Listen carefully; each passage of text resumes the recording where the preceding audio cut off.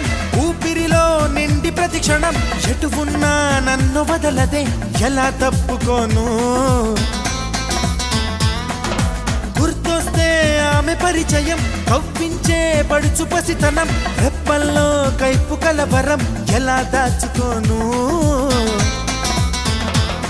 కలో కాదో నాకే నిజం తేలక ఎలా చెప్పడం తాను నాకెవ్వరో అదిరి పడకయ్యా ఇది ఆమె మాయా ఇది కవిత కాదప్పా మన్మధుడి దెబ్బ